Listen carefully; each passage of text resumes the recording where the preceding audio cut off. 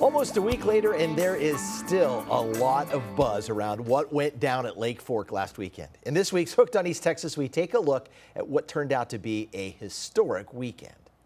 The AFCO Bassmaster Elite at Lake Fork belongs to 19-year-old Trey McKinney, the youngest Elite Series champion in history. It's not an exaggeration to say we may never see this again. A champion, not even 20, beating the best of the best at bass fishing.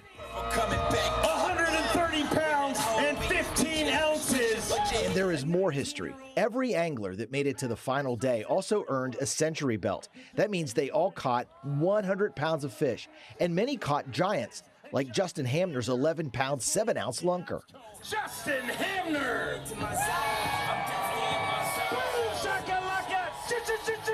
Giant bass.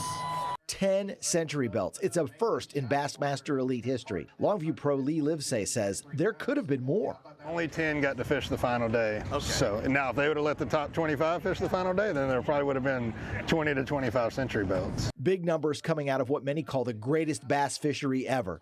Bassmaster's event coordinator Eric Lopez calls what happened at the tournament this weekend amazing. We knew that the fishing was going to be good. I think if anyone were to tell you that they predicted what is actually happening, they'd be a fisherman who tells tall tales. No one saw it to this level, so we were all pleasantly surprised. But this lake holds that kind of potential. 36 out of the top 50 bass ever caught in the state of Texas were caught at Lake Fork. And popular pro angler Ben Milliken told me his practice rounds confirmed what was possible. You had a hard time catching one under 6-7 pounds when you cast on it. It was insane. And really showed out. Historic week here at Lake Fork. I think everyone ended up over 100 pounds in the top 10. Unreal. Unreal week for Bassmaster. Fork gave them what it wanted. East Texas pro Keith Combs calls it the right time of the year to hold this tournament at Lake Fork. Most times when we come to Fork, we're here in May, and it's post-spawn. A lot of the fish are lean. Now those female fish, they're pre-spawn, and they're, say, like a 7-pound fish.